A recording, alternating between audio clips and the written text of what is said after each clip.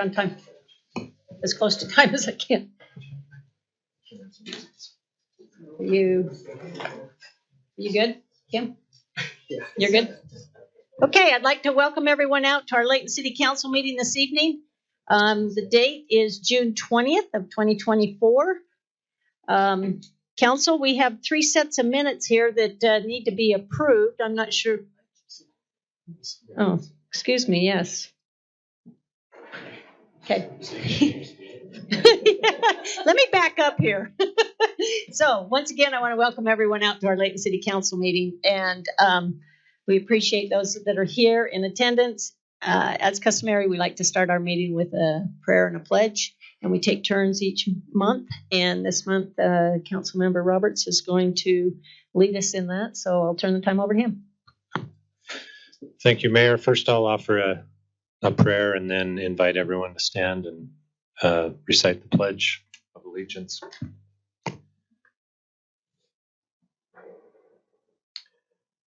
Our dear Heavenly Father, we're grateful, Father, for this time to gather together as leaders and residents of this great city of Layton. We're grateful, Father, for so many blessings in our lives that lead us to this place this evening. We're grateful, Father, for all the people that work so hard to make Layton a great place to live, a great place to work, and a great place to recreate. Father, we ask thy blessing to be upon the employees of this city, the first responders, all those who make this city function every day. I'm grateful for their service and their dedication. Father, we're grateful for the opportunity this night to make decisions to continue that great way of life in this city. I'm grateful for those who sacrifice their time to be here and to help these things come about. Father, we pray for thy guidance this day and always as we go about, that we will be good citizens and represent thee well in our interactions with all those we come in contact with. We ask this in the name of Jesus Christ. Amen. Amen. Please rise and repeat the Pledge of Allegiance with me. I pledge allegiance to the flag of the United States of America and to the republic for which it stands, one nation, under God, indivisible, with liberty and justice for all. Okay, thank you very much, Councilmember Roberts. Okay, Council, as I mentioned, we do have 3 sets of minutes that need to be approved here. If you have any changes or corrections, please make it known. Otherwise, I'd entertain a motion to accept them as written. Mayor, I make a motion that we accept the minutes from the Layton City Council work meeting April 4th, 2024, the Layton City Council meeting May 20th, May 2nd, 2024, and the minutes of the Layton City Council work meeting May 16th, 2024. Okay, is there a second? Okay, it's been moved in second that we adopt the minutes as written. All in favor, please say aye. Any opposed? Thank you very much.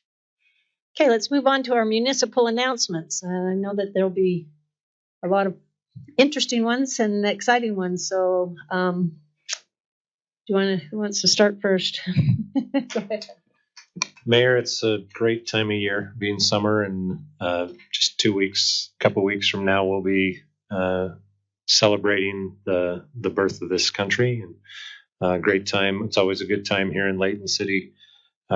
Parks and Recreation Department have been working tirelessly for months and probably since last July 5th. So we appreciate the work of the city department.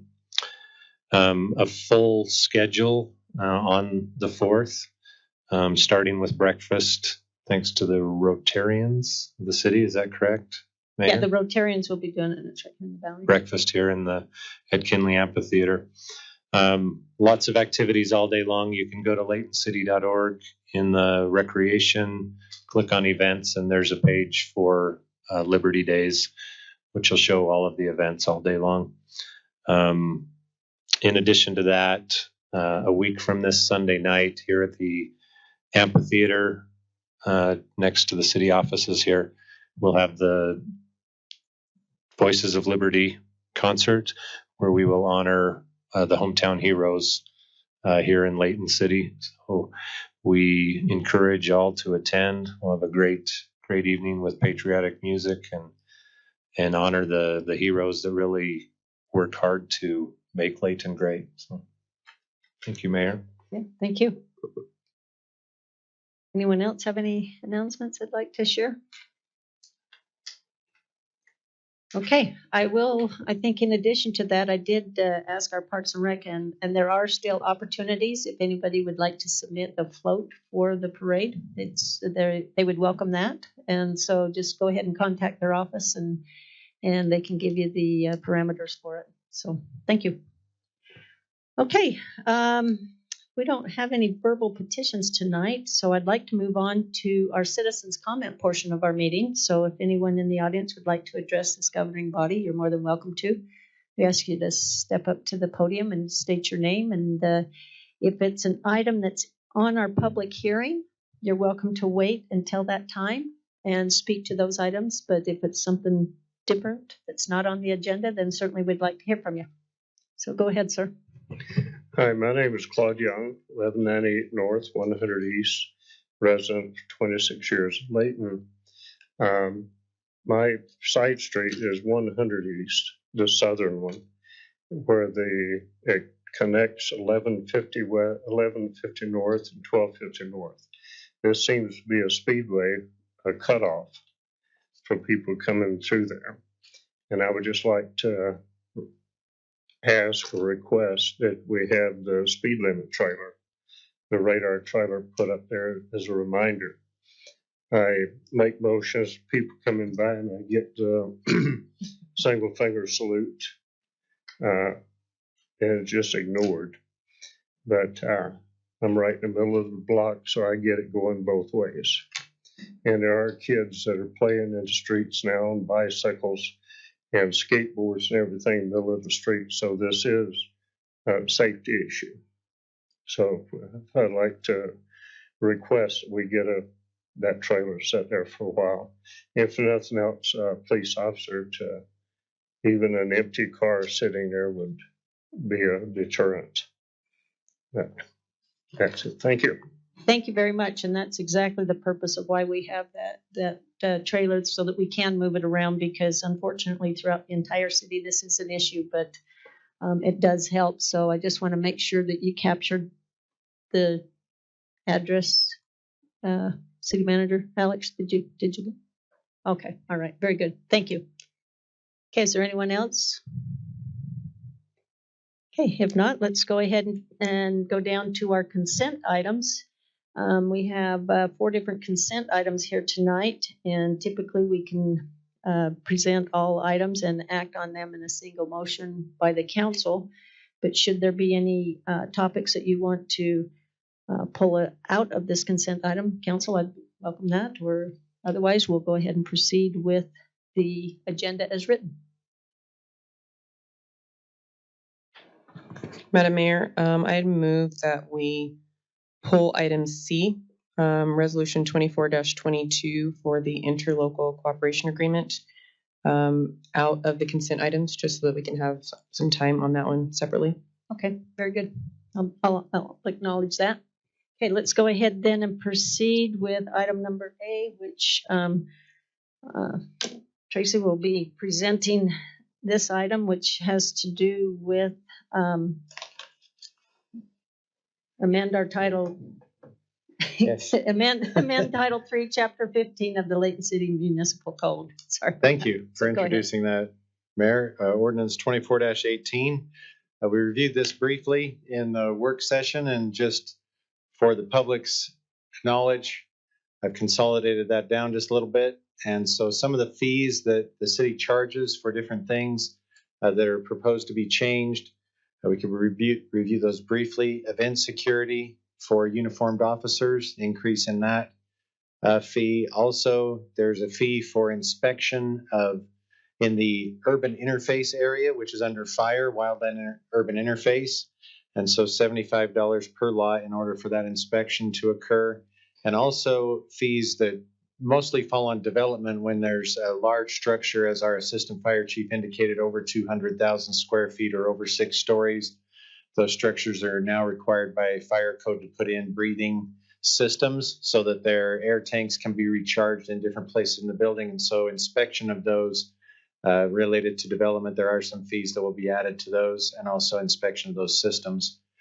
We've also proposed to add a new fee for the reservation and rental of the Layton Commons round pavilion, the new one that's out front there in the park, for both the summer and winter. Different fees proposed in those time frames.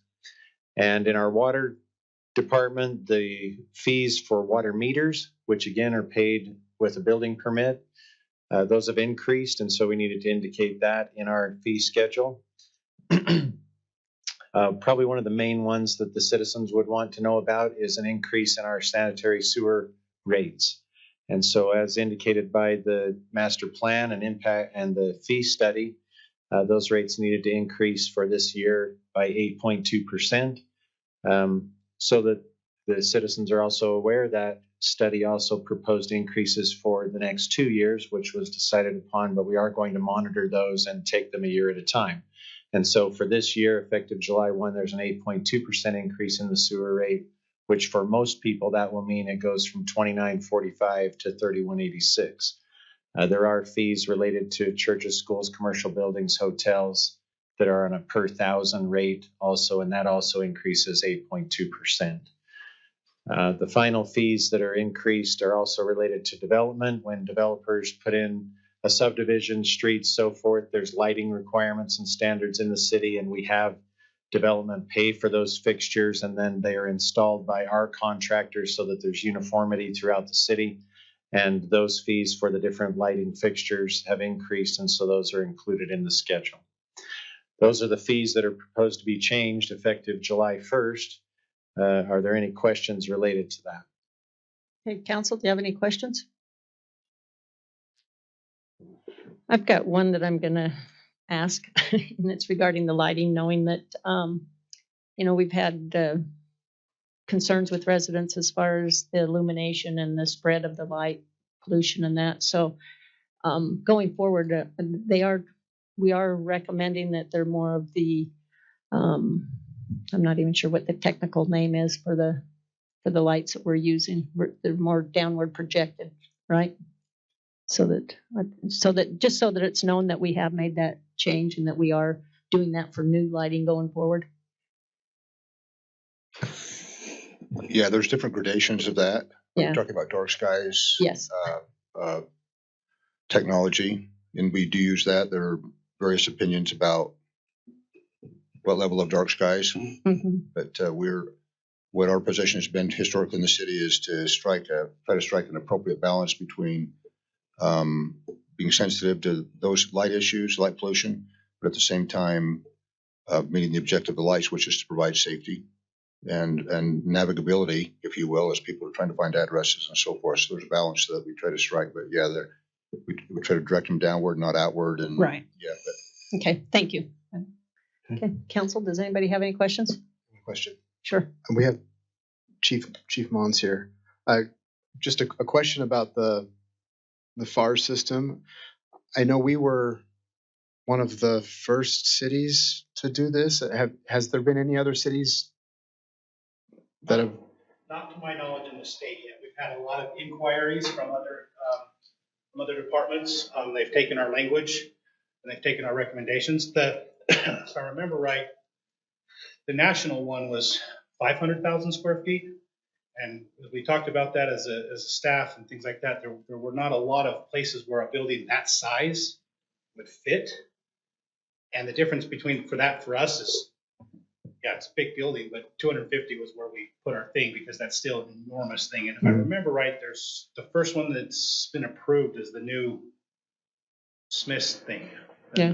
We're- Just for our sake of the folks that are listening online, can you just kind of explain what we're talking about here? This has to do with the fire safety quickly. Okay, it's an air replenishment system that it's remote, and in buildings that are over 250,000 square feet or 6 stories in height is going to require one of these systems to be placed in. It's a system that's very similar to what we have in our fire stations to fill our SCBA bottles that we put on our backs, and so this system would have to be maintained and inspected, which is what they're talking about here, annually, just like ours do. And what that does is that if we get ourselves in trouble, if there's a collapse or we get into a building and we have some rapid fire deterioration, conditions that deteriorate really quickly, that we have a safe haven real quick that we can hook into, refill our bottles to then give us more time to get out, or you can sit right there and let the rest of the team come get you. So that's what they're there for, is for that. And when you get into that size of building, it's a safety feature for us. We'd never want to put ourselves that far in, but in case you get to that point, that's what it's there for. And then also for the height of the buildings, the 6 stories, you don't want to have to lug all your air 5 stories up so you can fight a fire on the sixth floor of a building, because that's manpower intensive, where you can just reach over, hook up, refill, and go back to work. Okay, very good. Thank you. Yeah, no, that's good, and I appreciate that question, Councilmember Morris. And I think what he's really trying to point out here is that Layton knows how to lead out on the importance of safety. So thank you. Okay. Go ahead. If there aren't any further questions, I would just recommend that we adopt ordinance 2418. Thank you. Okay. All right. That's item number A on our consent items. We'll go ahead and go on to item number B, which Ms. Joellen Grandy is going to present that item, and it's an agreement between Layton City and the state of Utah with the Utah Outdoor Recreation Grant. I'm stalling here. It's for the new Case Creek Trail pedestrian overpass here in Layton. And I just am going to give a quick shout out right now that Joellen presented to the Wasatch Front Regional Council today and did an excellent job. And it was very much appreciative of, once again, showing the lead that Layton has in taking a proactive position on opportunities. So Joellen, go ahead and present it. Thank you, Mayor and City Council members. It's a pleasure to be here this evening. I have the pleasure of introducing Resolution 2421. On March 15, 2024, Layton submitted a grant proposal through the state of Utah's Utah Outdoor Recreation Grant, requesting funds to help construct the Case Creek Trail pedestrian overpass, which is proposed to span the width of the Union Pacific and Frontrunner Railway corridor and touch down immediately next to the Frontrunner station. This overpass proposed will connect the east and west alignment of the Case Creek Trail to the Frontrunner station and the downtown area of Layton. On April 29th of 2024, the city was notified that they had been awarded $750,000 through the Utah Outdoor Recreation Grant. A physical assistance agreement has been issued by the state of Utah to formalize the awarded monies. This resolution, if passed, will authorize the execution of an agreement between Layton City and the state of Utah for funding assistance with the construction of the Case Creek Trail pedestrian overpass. I do have a couple of slides that are just illustrative for us to be able to view. This is a progressive drawing that we've been working with our consultants, Kimley Horn, on. You can see on the east side, the trail goes up to some stairs and an elevator, which would cross over the railway and then land over on the west side, where there'd be an elevator option and stairs as well. As of today, this is our funding that we've been able to gather. External funds of almost $8.5 million and internal funds of $505 for a total of $9,059,160. Staff recommends the council adopt Resolution 2421, authorizing the city manager to conduct negotiations and execute the agreement between Layton City and the state of Utah for funding assistance with the construction of Case Creek Trail pedestrian overpass. Are there any questions? Have any questions? I don't have any questions, but we just always like to see this, where there's collaboration with the state and other entities where we can access grants that will, fund things that are going to help the residents of our city. And this is just one of those that you all continue to do. So thank you and keep up the good work. You're welcome. Thank you. Hey, Joellen, before you step away, do you want to speak to the fact that in addition to the elevator, the stairs, but on the side of the stairs, you have the nice little track for the bicycles? You want to explain that? Kind of like the track where the bicycle tires will sit in the track so you can go up, yes. walk up the stairs in case you're really that into activity. Yes, physical health. I apologize. We have a conceptual rendering of what it will look like with the stairs that you see here on this drawing.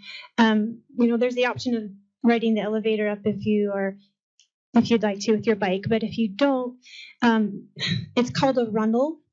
And basically it's just on the side of the stairs that follows your tread up to the top. If you take the stairs, and you would just roll your bike up the runnel to be able to get up and cross over. So. I thought that was a handy feature, so Yeah. I appreciate that. Yeah, like a matchbox car or something. Okay. Any other questions? Thank you again. Thank you for soliciting those funds and, like You're welcome. stated earlier, working with other entities.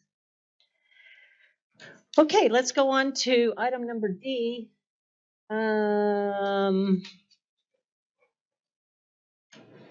Leon Polson. So I guess me again. Joellen. Okay, I was going to say the initial I had here was somebody else. So great, keep on going. Okay, you're on a roll. So I'm here to introduce the resolution 2423. This resolution, if passed, will authorize the execution of an agreement between Layton City and Leon Polson Construction for the Ellison Park Parking Lot Expansion Project 2302, located at 725 North Cold Creek Way. The project includes the installation of new parking lot light poles, and landscaping improvements. On May 16, 2024, 5 bids were received, with Leon Polson's submitting the lowest responsible bid in the amount of $745,415. Staff recommends the council adopt Resolution 2423, authorizing the city manager to conduct negotiations and execute the agreement between Layton City and Leon Polson for construction of the Ellison Park Parking Lot Expansion Project 2302. Are there any questions regarding this one? Any questions, council? Come on, there's got to be a pickleball in there somewhere. I got a question. Yeah, Okay, could you go back to the other slide? Of course, So yes. we've talked in the past of expanding at some point the pickleball courts east. Is that still? Yes, you can see here down at the bottom of the screen, we have our 8 courts. If the time comes that we desire to expand the courts, they would be just to the east of that. So in this little site map at the top, context map, it would just be a mirror image of the layout to the east. Great. Okay. Cool. Yeah. Thanks. You're welcome. That's exciting to get that parking lot covered. I know a lot of people are waiting for that. Yeah. Okay, thank you. Okay, council, that's the items that were presented that you wanted to act on as a group. So let's go ahead and I'll entertain a motion on the consent items of A, B, and C. So whoever would like to make that motion, please make sure you state the ordinance number, and then afterwards we'll deal with C. You want the ordinance, or does it matter? Well, yeah, you need to mention it. Sure, who made that up? It's on your paper. I know it's on my paper, but who made it up? Right? Am I right? Thank you. Mayor, I'd like to adopt ordinance 24-18, consolidated fee schedule. And then resolution 2421, which is the overpass. And then accept the bid award from Leon Polson Construction at the Ellison Park Lot Expansion project 2302-02. Second. All right. Yeah. The last Did one I say, has I didn't say resolution. resolution 24-23. Oh, and resolution 24-23. Still second. Okay. Thank My you. eyes only work on one line. So. Okay, I'll acknowledge that. Okay, it's been moved in second that we adopt the consent items for A, B, and D at this time. All in favor, please say aye. Aye. Any opposed? Okay, thank you very much. Those pass. Let's now move on to item number C, which is an interlocal agreement between Davis County and Layton City. And Mr. Chad Wilkinson is going to present that item to us. Thank you, Mayor, Council. As was stated, this is a proposal for an interlocal agreement between Davis County, Layton City, and Clearfield City for the purpose of establishing a home consortium program. And I'm going to turn a little bit of time over to Morgan Cloward from our city staff to explain a little bit about the home program, what some of the uses of those funds are, kind of the background of that. And then I'll jump in and talk a little bit about the interlocal agreement. I do want to acknowledge that we have representatives from the county here, Chanel Flores and Dakota Wurst, who are some of our colleagues from the Davis County Community Economic Development Department that can also answer questions if you have any for them. So with that, I'll turn to Morgan. Thank you, Mayor and Council. We, of course, already have our Community Development Block Grant Program funding from HUD. This is in addition to the CDBG funding that we have if this is adopted. The Home Partnership Program is federal grant funding that goes to states and localities for affordable housing activities. We, of course, already have some CDBG housing activities, but this would help augment some of the activities we're already doing in the city, including home down payment assistance, helping with home rehab, repair activities, and funds also that would be helping low-income households with the rent with their household if that need arises. There's also other activities that are in this agreement that would pertain to construction of homes and affordable housing units. And I'll go to the next slide.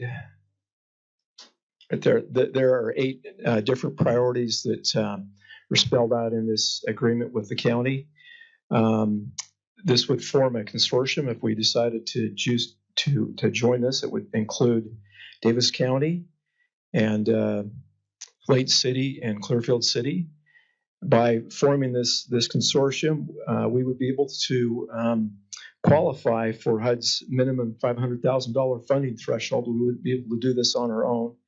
So that's one of the benefits of forming this consortium.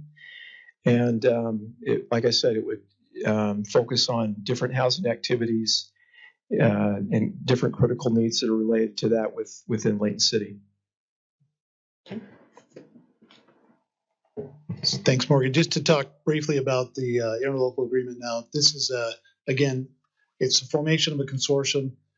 This consortium, one of the things that we have had multiple discussions with county staff over the last several weeks has been about making sure that we have equal representation on the funding recommendations for this particular consortium. So the agreement before you tonight includes a provision that gives Layton City one of 3 votes on this consortium. There'll be a vote for Layton City, a vote for Davis County representing the other communities in the county as part of their urban county program, and then Clearfield City having a vote on this recommendations for funding on this particular program. We also have the ability to have some additional committee members that would be non-voting committee members that would be able to provide additional advisement, non-binding recommendations as far as what this funding should be spent on. I want to talk just a little bit more about these 8 priorities. So this was something that was important to us because this is a large group of communities, a large group of stakeholders involved. We want to make sure that we had some clarity on what types of projects and what types of priorities could be funded. Those eight items there in front of you represent those 8 policy priorities that we have, again, working closely with county staff have identified. and that we've agreed to be as staff is to be a part of this interlocal agreement to bring to you. Our additional change that we've requested to the interlocal agreement is that any changes to those priorities could only be made by unanimous consent of those consortium members to their voting members of that committee. So if there was to be a suggested change to these priorities, or if the county commission acting as the lead jurisdiction would wish to, want to fund something that's not identified on those priorities, that could only occur through unanimous consent of those committee members. I want to just add that we have our legal staff has continued to review this document. We do have, should the council determine they would like to adopt this tonight, we do have some additional clarifying changes that we would want to be a part of any adoption. If you get to that point, I'd be happy to show you what those potential changes are. They don't change the structure. They're just clarifications on some of those items, such as what unanimous consent means on some of those items, and some other things that I can walk you through if you'd like. And I can do that now if you'd like, or I can wait till there's some deliberation from the council, whichever you'd like. That being said, with the changes that we've been able to work with county staff on, we are recommending that the council adopt this interlocal agreement, and I'd be happy to answer any questions. Okay, council, do you have questions? Go ahead. Yeah. On this number 3, I can read it up there. Property acquisition. Are there limits? Excuse me, time limits? Like when you acquire it, you can't just sit on it for 10 years? I think those are, Morgan, you maybe could stress this would be on things like even our existing program that we have with property acquisition for Have a Heart and for so these funds that we get approved, please jump in if I say anything amiss. Anything that we get approved through HUD is constrained. There's a time constraint on those funds. Okay. You'll remember sometimes we'll come in later on and say we need to reallocate some of these funds that weren't spent from a previous period. Right. So we do have that time constraint built into any of these funding for any of these projects. You want to add anything to that? Yeah, just to add to your point, whenever we have a 5-year consolidated plan with our CDBG funds, we have to have within that time frame different activities that are completed.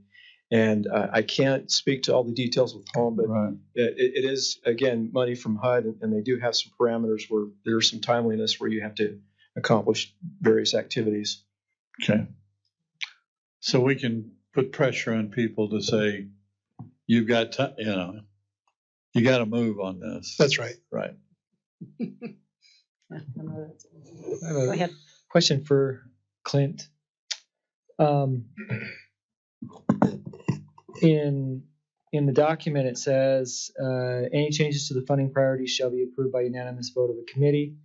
In addition, the Davis County Commission shall not approve funding for any project not identified in the funding priorities without unanimous approval of the committee. So, I guess help me understand the legality of us binding the Davis County Commissioners and making a decision legislatively in which they're a party to this agreement. So this agreement is enforceable against them and it would prevent them from legislative action. Correct. Okay. And then the last question I had is it said, should the committee be unable to agree upon a resolution in a dispute, it should be referred to the legislative body of the county for resolution. So in the end, they're going to make the decision anyway. Yep, and I wasn't part of that negotiation. Chad could probably speak to that more as far as the progression of that, but I had that exact same comment, that exact same concern. Okay. So that's the reason for these guardrails. That was a concern of ours as well. We do recognize that there has to be a lead jurisdiction. Someone has to make that decision. Ultimately, we had discussions about what that would look like. Is there some other third-party appeal board or something? And what we came to was this solution, which is to say where we are going to constrain those decisions based on these priorities. You can bump things up and down based on what's the priority for that particular year, but these are the things that we would identify as being fundable projects through that. So that was our way to try to at least, again, I use the term guardrails. It's trying to put some kind of guidance to what that decision could be by the commission. Okay. Yep. Go ahead. Thanks, Mayor. We have maybe a similar arrangement with the RAMP Commission.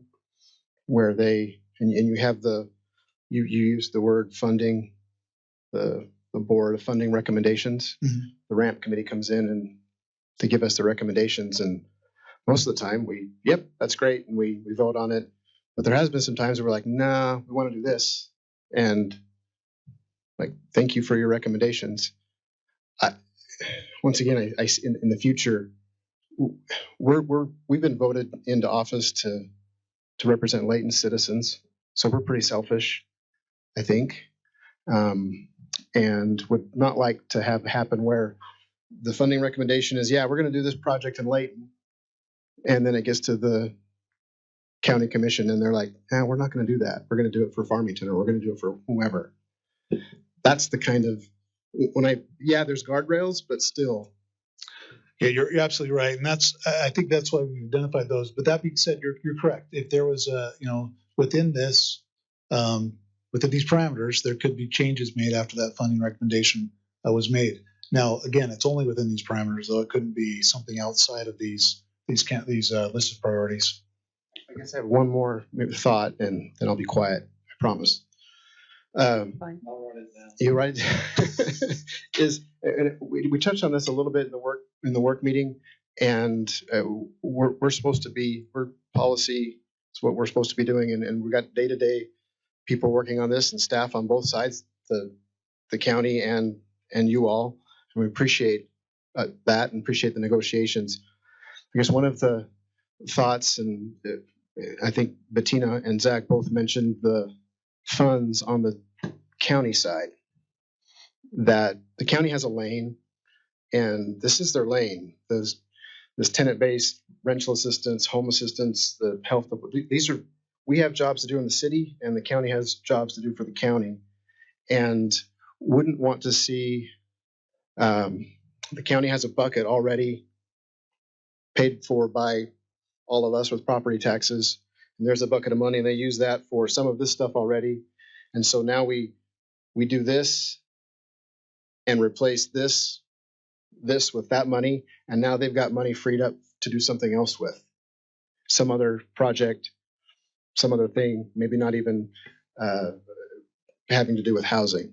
Those are the kind of things that, who knows, when we negotiate here and when we talk about this stuff. And so that gives me pause as well. Yeah, I totally appreciate that. I think with these dollars, it is constrained dollars. So these as CDBG funds are constrained as well. They have to be used towards low to moderate income folks that are out there. So that is the same kind of constraints with these home dollars. So it would be an additional pot of funding that's not available right now. We do see some benefit to that, and I think our original discussion with the county several months ago was very, very focused on rental assistance. As we've spoken with the county, though, we do see that there is the potential for some good to be done throughout the county with these funds that Layton City can be a partner with. So I want to make sure that it's known that we do see some positives to this type of an arrangement. That's why we've recommended approval.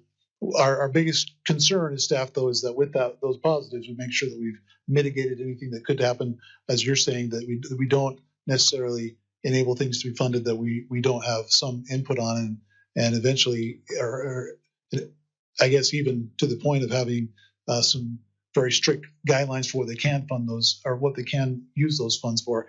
I will say, I didn't mention this before, but the other part that we see as a positive of this is this would be administered by the county, so this would not put an additional administrative burden on the city necessarily, other than we would have someone on that recommendation committee that would have to be to those meetings and make that recommendation and be a voting member. So that being said, though, we have concerns as well. We've tried to address those concerns by some of these again, guidelines, guardrails, whatever you want to call them, that we've placed in this agreement.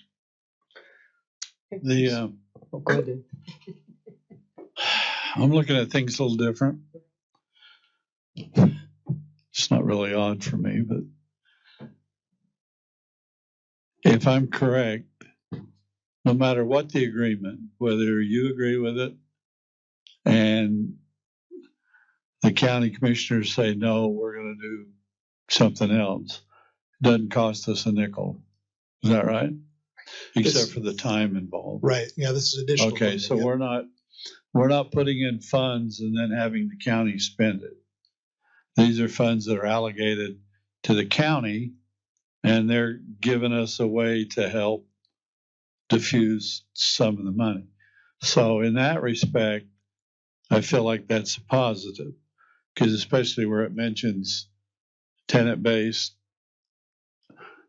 paying for rent, which is a positive because we use that considerably throughout the year.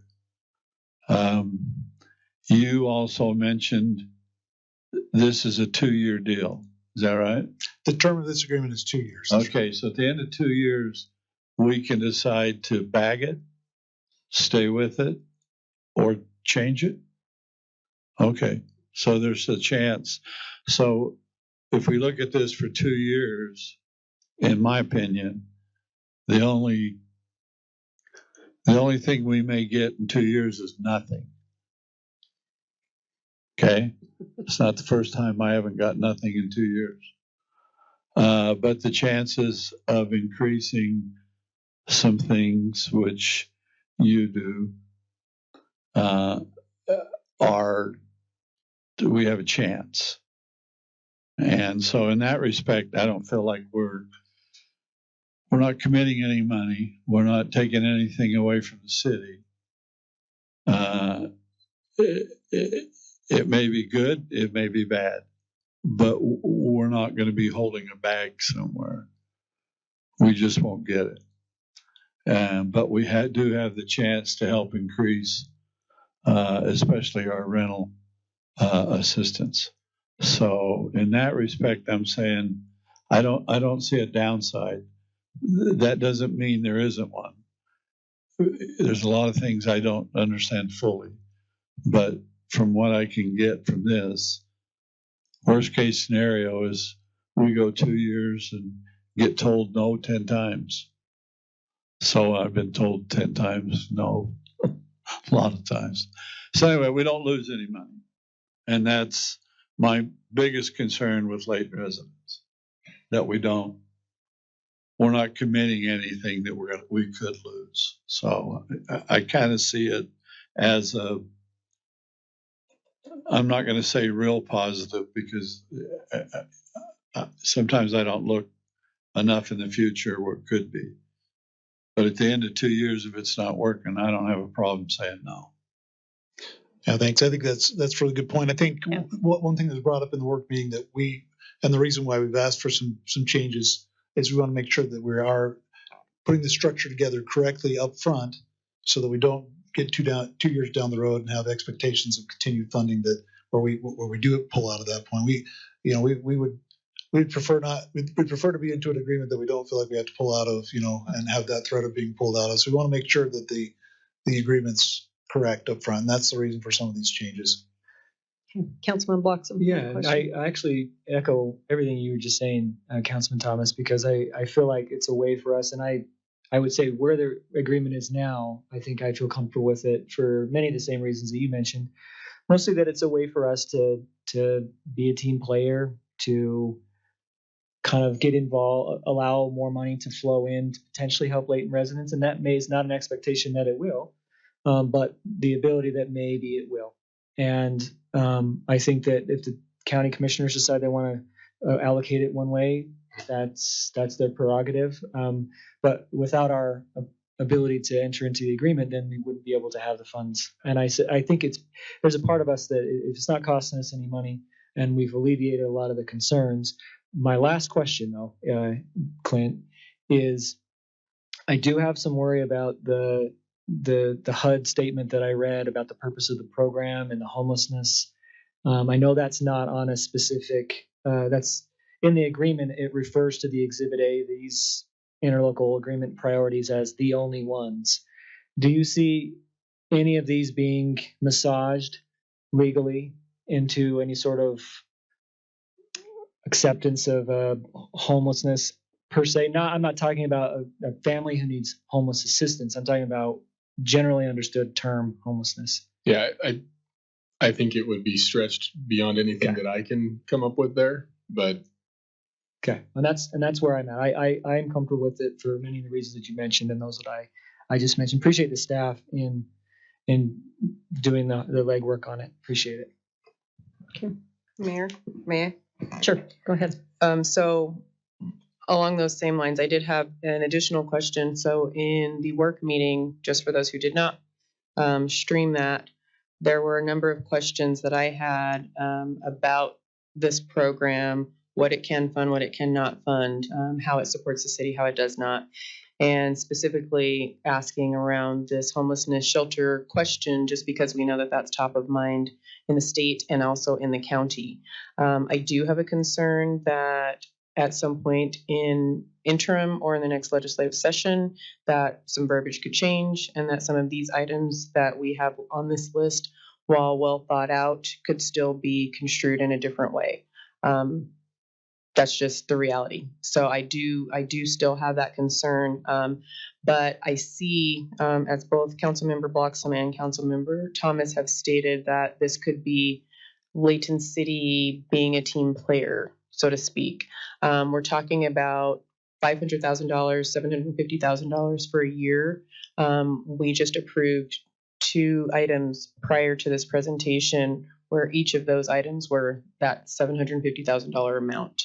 And so it's obvious that this would not necessarily be it's a lot of money, but it wouldn't be a lot of impact necessarily to Layton City residents. And so my question is, and this may be for the representatives from the county, if there are any projects that are kind of already in thought from the other entities that would be asked to partner here in this consortium with Layton City. Just because with Layton City, our priorities are actually near the bottom of this priority list, which would be the direct home buyer assistance, the homeowner rehabilitation, the tenant-based written assistance, whereas the county's priorities apparently are those in the top, area where it's more homes, more multifamily projects, things of that nature. So would you be able to speak to that? If there are any other cities who already have ideas about these types of projects they're interested in. Yeah, I can speak on that. Thank you, Mayor, Council. My name is Dakota Worth. I'm the housing coordinator for Davis County Economic Development. To clarify, are you asking if there's any projects being kind of conceptualized at the moment from other cities specifically? That would be able to potentially benefit from this type of a program? I don't know of any specific projects in mind at this stage. We really want to get the framework in place, the agreement signed, the funding secured. Philosophically, though, I think the reason why you're seeing a distinct list of 8 priorities and 2 at the top of that priority list being geared towards larger scale projects is that where this is kind of while it's a lot of money, it's a smaller pot of money than what you need to do an actual development. I think the focus or the hope is that it can garner the attention in construction or facilitate larger projects that move the needle. But the key there is with the funding committee that is outlined in the agreement that a representative from Layton will sit on from Clearfield and a county commissioner, is that they can review these priorities year to year, determine what we need in our community countywide, whether that's in Layton, whether it's in West Point, North Salt Lake, wherever it may be, that is most needle moving for that funding session, and kind of go from there. So right now it's 1 through 8 and they could shuffle and they could change, but we're just excited about what kinds of projects that these funds will attract from community partners, from cities, from whoever wants to increase or preserve the supply of affordable housing. So potentially like 1 big project per year could maybe be what you'd be looking at if you were looking at items 1 through 3, for example. It could. And ultimately what we could do is if a enticing enough project came in that first session, you can bank year to year the funds for this program and allocate it either in phases year to year or in year 2 and kind of do something significant, or if the only requests that you receive are for tenant-based rental assistance, for direct home buyer assistance, just dole that out on a year-to-year basis. but it's got a lot of optionality to it. You mentioned that this is solely based on applications. Yeah, it is solely based on applications as well. Kind of similar to how CDBG requests come in, is how this is assessed at the county level. Thank you. Yep. Thank you. Thank you. That's a good answer. Councilmember Roberts, did you still have a comment? Yeah, thank you, Mayor. Chad, Morgan, your team, thanks. This is a lot different than I anticipated at walking into the meeting tonight. I appreciate these like guardrails as I see them, the priorities, and also the equal voting between members. I think that's important to protect Layton. But one thing you mentioned, if you can expound on it, maybe you said additional committee members can be added non-voting.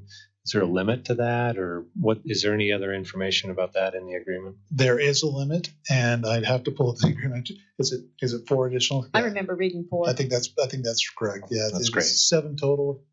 Yep. Okay. Thank you. The numbers changed a little bit. That's why I was trying to remember which number we ended up. So I'm always leery of unlimited committee sizes. Yeah. Water can get muddy quick. As are we. I think our county colleagues would agree with that as well. So now we meet with Morgan comes once or twice a year and talks about how we're doing or how we're allocating CDGB grant funding. We've talked about how that's a great meeting. We appreciate seeing how we can help out. But one consistent question I remember having or hearing the last 2 times Morgan presented to us was, I wish we could do more.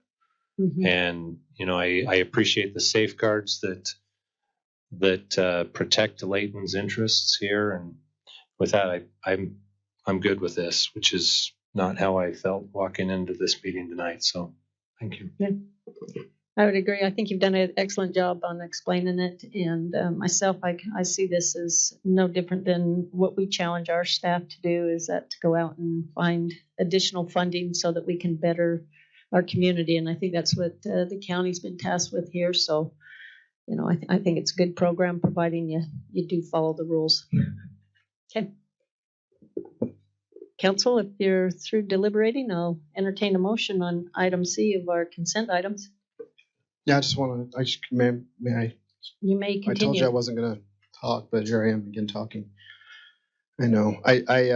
Kim asked me how Kim Reed asked me how I was feeling tonight and told her feisty, and I am, and it's I mentioned we're selfish, and we are.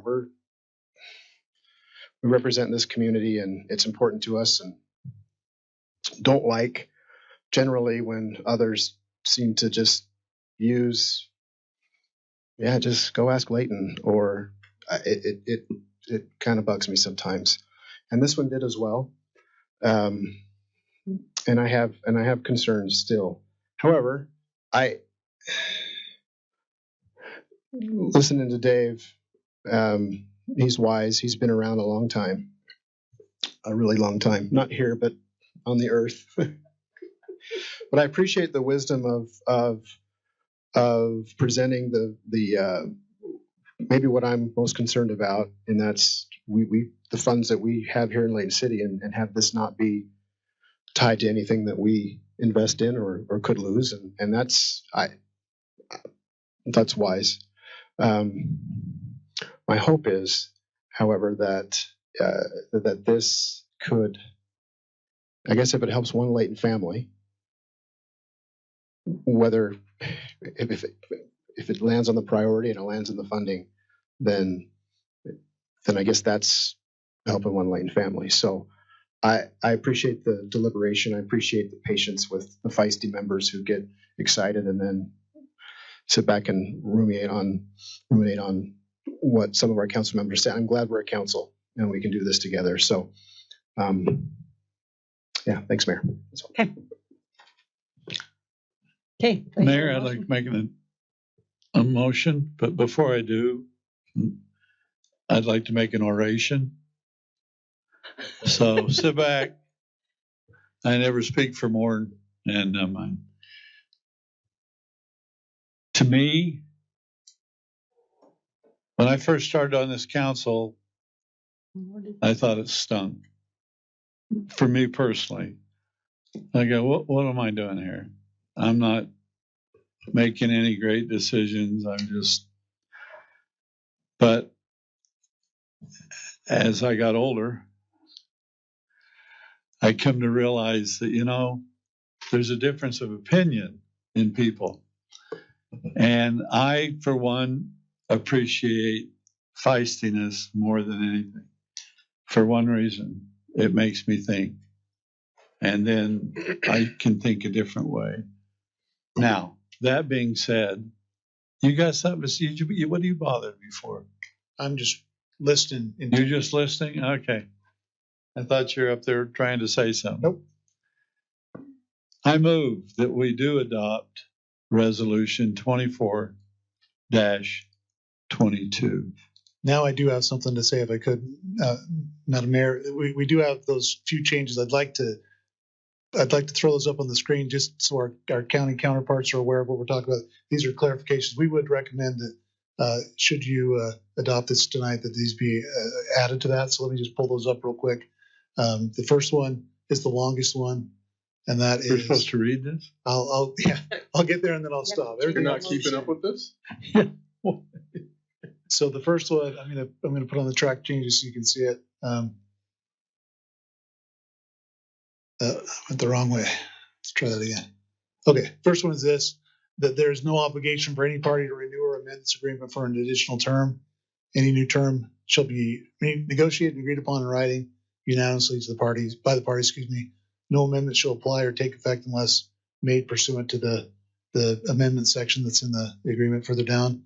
We wanted to clarify that it's new non-voting members that can be added to the consortium upon the consent of the simple majority of the committee. So we're not adding new voting members. And if a new member is added during the term of the agreement, that there has to be an amendment to this agreement accordingly. And then that's last clarification is just, again, back to that unanimous consent idea that if we're modifying or amending this, it has to be by the unanimous written agreement signed by the parties. So those would be our changes that we would ask that you include in any adoption of this agreement. Did he handle that? So you need to. I'm sorry, I didn't hear him. So what you need to do on your motion is continue with the added amendments. I asked you if you had anything to say. You said no. Not yet. According to my amendment, then I amend my amendment to accept whatever he said. Oh, if that don't work, somebody else make an amendment. A motion. Yeah. It's a motion. A motion. Yeah. So you're making I make a motion. Thank you. That we accept what was told to us by Chad through the verbiage on this screen and add that to my amendment, my original my motion. Okay. All right. I'll accept that. Do I have a second? Second. Okay. It's been moved in second that we adopt Resolution 24-22 with the amendments that were presented on the screen here. So with that, all in favor, please say aye. Aye. Any opposed? Okay, thank you very much. Passes. Okay, that concludes our consent items as presented. So now we'll move on to our public hearing portion of our meeting. We do have 3 items that are part of the public hearing. So we're going to start out with our Finance Director, Tracy Probert's going to present the amended budget for the year 2023-24. Are you ready? Okay. Which is ordinance 24-16, excuse me. So once he gets the screen pulled up, then we'll go ahead and move on to this public portion of our meeting. And once Tracy presents the budget, then we'll open up the public hearing, and the public hearing will remain open for all 3 items.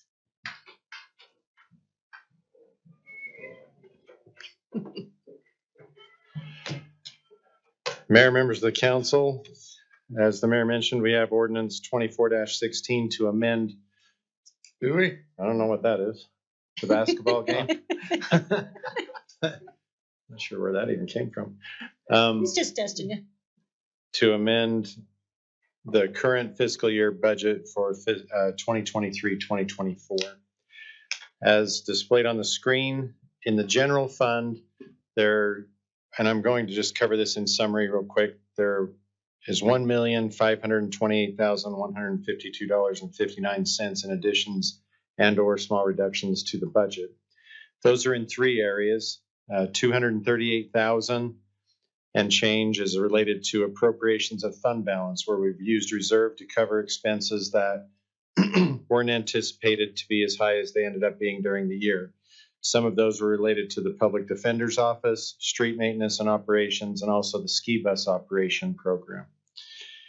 $831,543 were related to revenue that was unanticipated when we originally adopted the budget.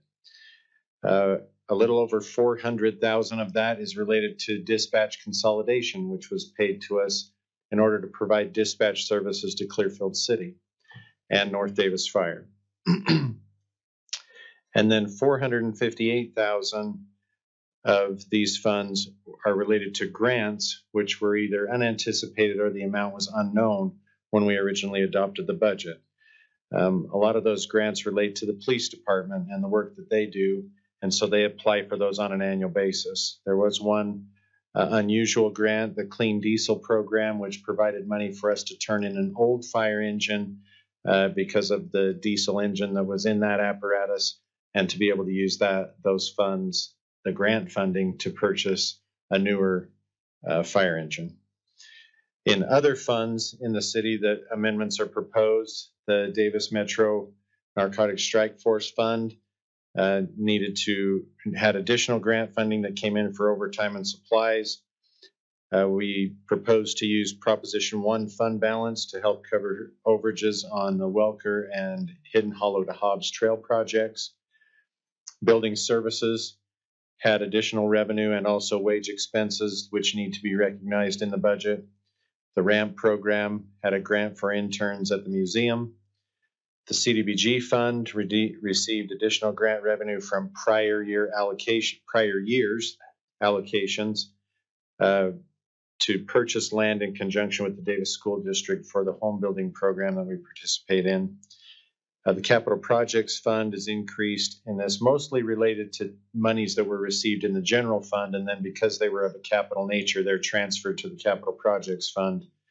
And the Emergency Medical Fund, $92,000, mostly related to wildland fire, where our emergency medical personnel go out to fires that are happening throughout the western United States mostly.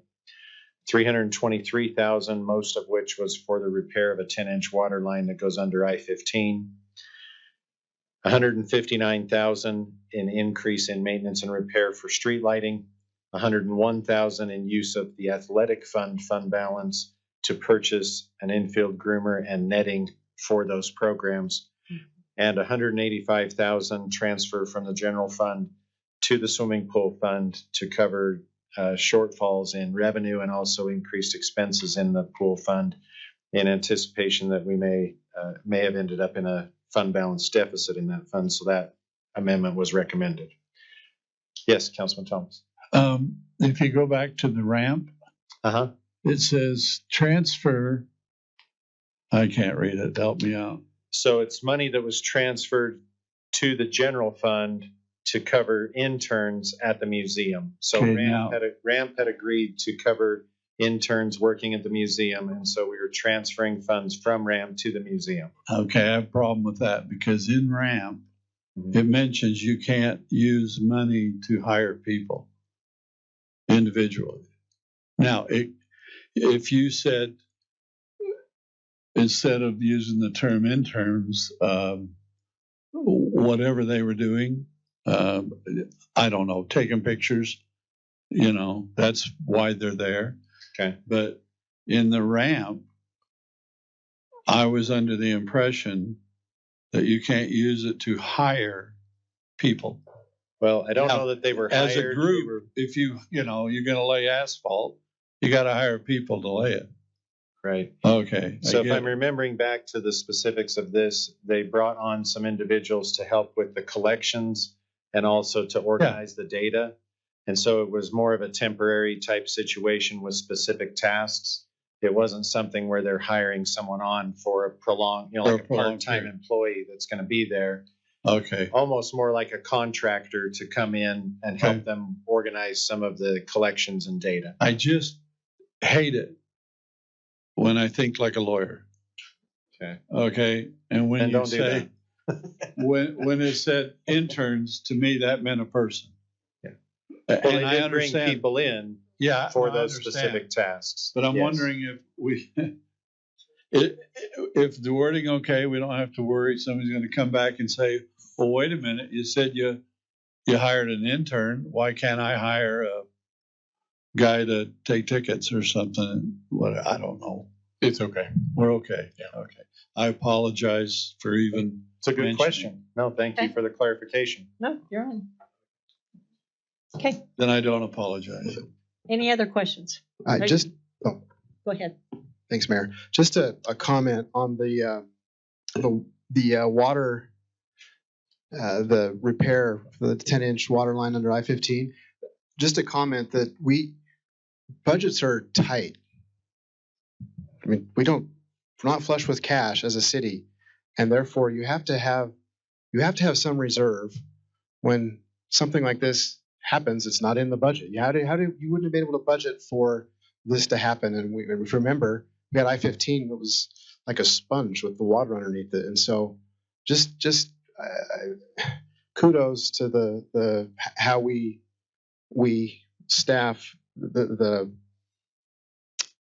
budgeting for rainy day, budgeting for emergencies. Not crazy, but having enough just in case, because stuff like this happens. So just an appreciation. Okay. Any other comments? I would recommend that you open the public hearing related to the amendments. Okay. Someone want to make that motion to open the public hearing? I move that we open the public hearing to discuss the budget. Okay. Thank you very much.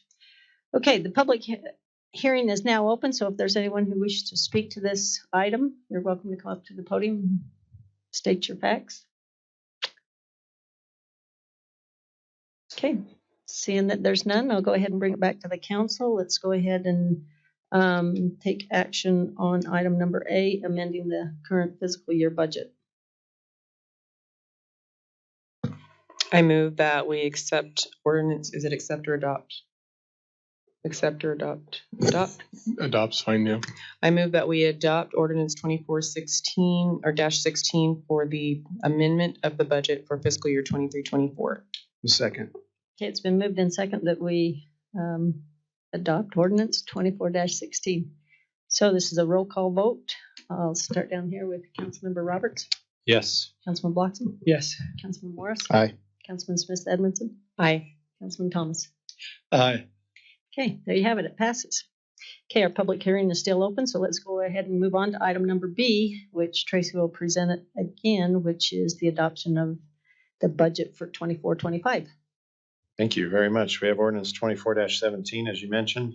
Adopt the budget, property tax rate, and compensation schedule for elective, statutory, and appointed officers for the fiscal year 24-25. Just a brief summary of what's in this budget. First off, I would mention that we have not, or the county is not proposed that we adopt a property tax increase. So no property tax increase for Layton City as part of a Layton City tax. This ordinance proposes that we adopt the tax rate proposed by the county and the state and approved by them. In this budget, there's $46 million in general funds, which for the most part covers your police, fire, streets, general administration, community development, a lot of the general operations of the city, parks and recreation being very important. We've discussed a lot of that tonight. Total citywide budget of $138 million, which includes all of the utilities and the emergency medical fund. And so those make up a very significant part of the budget. In the budget, it's proposed for market and cost of living adjustments for the mayor, officers, and employees, and also merit adjustments for the employees. That does not include increases for the city council. There's 2.4 million in capital equipment, 30.8 million in capital projects. About 18 million of that is utilities, and the other is other assorted projects related to streets, parks, dispatch center, so forth. There are 4 full-time positions proposed, 2 of those in the stormwater maintenance department. And so those are enterprise funds where we charge fees for stormwater services. And then in the general fund, in the emergency management fund, an emergency manager for the city. Since the assistant city manager retired, we've been having those duties performed by someone else. And so it's important for the city to have an emergency manager. And then also just skipped my mind, fire inspector. That's what it is. And so a full-time fire inspector. The 3 part-time are 1 facilities manager for recreation. They felt it'd be important to have an adult at those facilities managing them, and also 2 additional crossing guards. Some of the major projects included are the Emergency Communication Dispatch Center, work on West Hillfield Road, the potential for land purchase for Public Works shop expansion, and a potential land purchase for Sugar Street realignment. And on top of that, a large, long list of utility and street projects that cover and various park projects that make up the rest of that budget. The budget funding sources are broken up into, from the general fund, sales tax makes up a large majority of that. Property tax is a small portion. The charges for services are mostly utility funds. From the expenditure side, 40% of the expenditures are for compensation, 29% for operations, and 26% related to capital equipment and projects. Some of the things that changed from the tentative budget, and probably the two to point out on this list, we pointed these out in the previous public hearing, would be the addition of the emergency manager position in the MS fund, and also the increase in the sewer rate. It's been proposed to increase sanitary sewer rate 8.2% effective July 1st. Those are the very brief highlights of what is in the budget for 2024-2025. Are there any questions? Council, any questions? I have one, maybe for Alex. Could you talk about there's in the proposed budget, there's a cost of living increase and then also a merit adjustment. Can you talk to that, how you work on the process for merit adjustment, even if it's warranted? Yes, I'd be happy to. Thank you. We really have there's a multitude of systems that entities use to compensate their employees. Layton City has historically, for the last 30 plus years, used one that's very much oriented on performance-based compensation. There are others that do it just based on longevity, and the performance isn't, the merit isn't a heavy component of that. We've always, again, expected to hire the best people and to expect the best work from them and then reward them based on that. So the merit and COLA that you talked about is an important piece of that. The merit system that we have allows for an increase between 0 and 5% based on score, and those scores are consistent. The issues that are looked at and the approach that's taken is consistent all across the city. They're not a program for police and a program for fire is very consistent because we have the same expectations for all the employees. On the COLA, cost of living side, we look at what's happening in the market, changes in the CPI. We also do some market comparisons to look at that. The cost of living component is important to avoid what's called compression. You have general increases and where you have, or potentially have if you don't address those from time to time, or even on a regular basis, is that you have creep where recently there's been significant inflationary pressures on the bottom end of hiring people. Then you have somebody that's coming in and has been working here 10 years is getting paid the same as about somebody maybe have 2 years. That makes sense. It's because of the entry level salaries are so high. So the cost of living is an important piece in doing that, but largely it reflects it tries to keep the employees held harmless. If inflation is going up 3 or 4 or 5%, then there needs to be, in order to retain and attract employees to stay with you, good employees, there needs to be some adjustment to recognize that, so their buying power is not declining. And then the other thing we do, the other piece is market surveys. So every year we go out and do an independent comparison of like positions with other cities that we compare to, and we live by that market. We don't make exceptions to it, typically. And when we do, they're very small, so we try to be very market oriented, and so I don't know if that's kind of the general framework, but have been lucky enough through the years to have good employees and we have a lot of longevity with employees, and we feel like we have a system it's intended to be predictable, and it's open, and if you come to Layton and work hard and do well, you'll do well. And that's what we want. So Okay. All right. Very good. Just one thing to that. Having been under that piece of thing for 30 years, it not only works to the plus, but yet as a supervisor, you, what's the term I want for your people that you work for them? To what? No, you do their evaluation.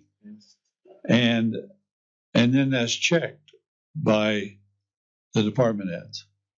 And sometimes they come back and say, do you really think they're doing that good? Because they may not be. And I had instances where that happened. So I want you to know that it's not just, oh, I like you, here you go. There's other people that check it to make sure that it's deserved. And I always appreciated that when everything was said and done, it was deserved for everything I saw anyway. So. Okay. Thank you. Councilman Bloxham. Yeah, Tracy, can you go back a few slides to the pie chart? One more. Yeah, this one. And so I like, I don't know if you did this intentionally, but charges for services usually says fees. That usually. I really like the way you changed it, because I think that it's important when you see the word fee. I think you think I'm being charged something that I shouldn't be charged, right? I bought a movie ticket online and they charged me this $10 fee just so I could print it off on my phone. Why did I have to pay that? But in governmental funding, when we're talking about taxes and fees, I think charges for services is how it should be at, because we're paying for water, we're paying for sewer, we're paying for garbage, we're paying for all of this stuff that we're doing as a city. And it's not for no reason. It's to fund the system, it's to fund the service so that so the system can work for the residents. And so I just noticed that, and I like it, because I think that's what we do. We, like Councilman Morris always says, we're in the service delivery business. That's what we do. And I think that the idea of charging for services, that's why we have these rates set they are. It's not a fee. We're charging them for the services that the system is providing, that they're receiving, and that they can pay into the system to make it continue. So I just appreciate that change. Great. Thank you. Councilman. Thanks, Tracy. So you mentioned the employees that are the new employees I think it was one of your first pages.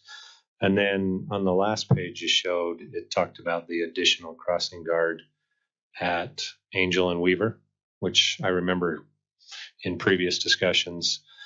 What's the distinction between adding 2 more on a different page, but this one is an addition? I probably forgot to update this page. This should be 2. So there's one at Angel and Weaver and one at, I forget where the other one Tracy, is. I can help on that. The difference is that the 2 were originally proposed in the tentative budget. This was a request that came in after the tentative budget had been approved. Okay, so that's what I wondered. So is this a third one? No, excuse me. There was one before and one now. Okay, it used to be. Okay, there was one and then there's another one. You're right. And those are approved based on warrants. So what has to meet a certain criteria, and Alan Chief Swanson came and said that we've had an additional warrant, it's not warrant. And I said, let's go ahead and recommend it because it's meets the criteria that. Okay, thank you. That's a good question. Thank you. Okay. Any additional questions? Okay, I'll bring it back to the council then for action on item B of our public hearing. I do have one question. I'm sorry. Okay, go ahead. And we probably should have brought this up earlier, but in the last meeting, I did ask when we discussed the removal of the council member addition. I did discuss maybe looking at what the amounts would be had the council member proposed increase be based on just those 3 cities that we use to determine the mayoral increase for this year and also for the previous year. Wondered if you had done that, and also if that's something moving forward that can be done instead of incorporating. I think there were 9 maybe cities total. Instead of incorporating, I mean, you can leave them in the list, but instead of using all 9 to determine potential increases for the elected positions, not just mayor, but the city council as well, maybe using just those 3 cities. I believe it was South Jordan, West Jordan, and so West Valley, South Jordan, West Valley, and Orem. Does that sound right? Okay. I did not have a chance to look at that before this meeting, but it is something that we can definitely do. Yeah, I would like to see that. As was mentioned a lot during our last meeting, that it's important to, and even in this meeting, we weren't talking about electeds necessarily, but with market studies, just looking at what's going on across the state and looking at being, for lack of a better term, I guess, fair in the system and just seeing what is being done across the board. Because while this is not beholden to any single one of us who are sitting up here, on this dais, it's just the idea of the position and the worth that goes with that, worth and work that goes with that. And also letting city residents know that these are elected positions, but they are elected positions that are held and are able to be held by anybody in the city, not just someone who is able to do it because of their status, their wealth, or any of those types of things.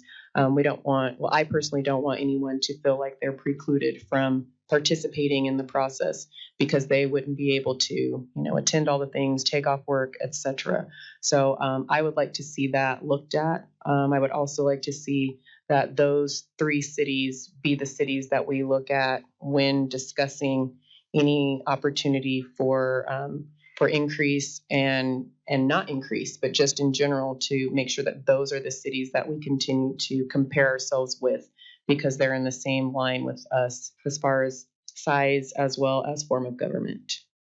Okay. Councilman Roberts, did you have a question? Okay, actually, this is a public hearing, so I do need to call for public input first before we bring it back to the council to vote on this. So anyone wish to speak to the budget for the 2024-25, you're welcome to do so.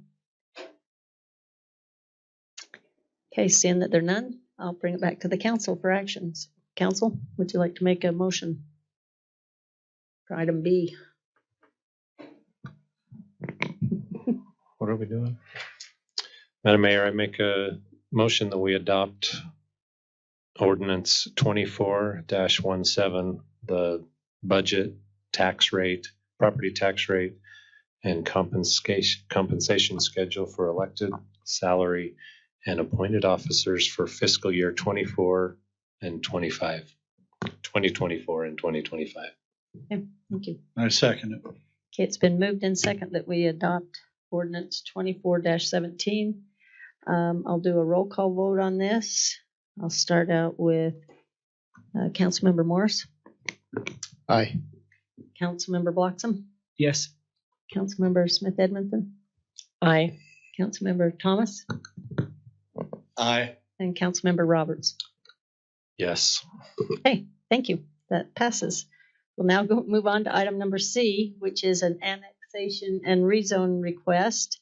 And Mr. Chad Wilkinson will present this information for us. Thank you, Mayor, Council. This item, as was stated, is a annexation. Oops, I'm gonna get the right presentation. I'm gonna give you Tracy's presentation again because it was so good. Oh, and you want to redo that one? Let's go back here. There we go.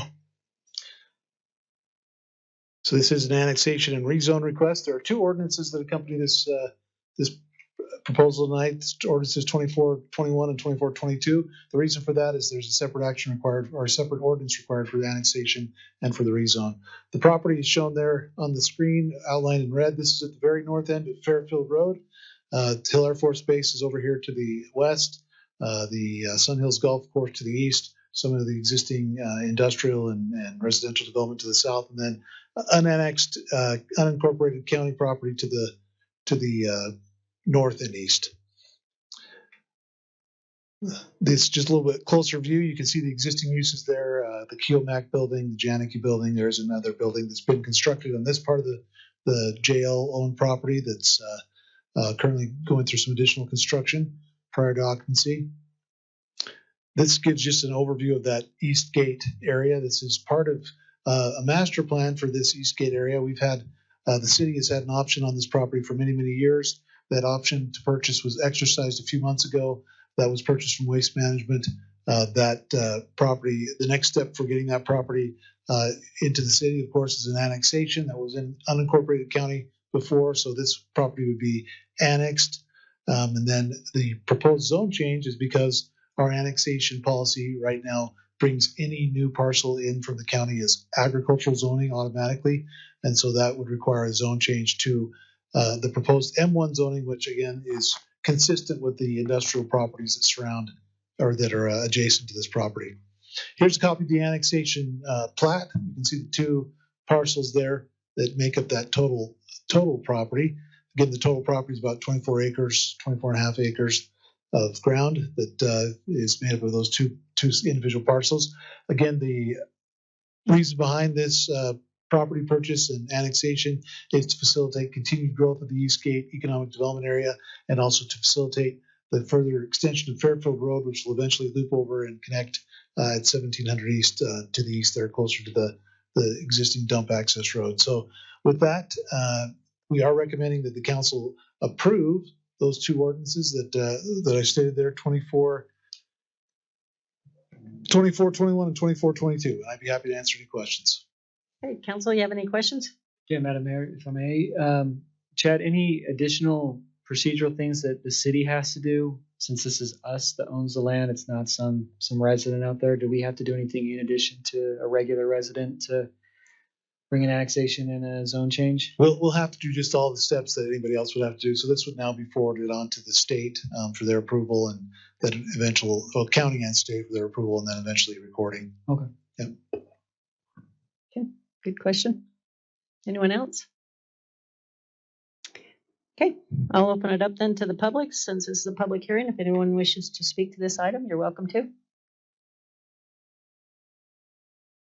Okay, seeing that there's none, I'll bring it back to the council for additional deliberation or action regarding the rezone request.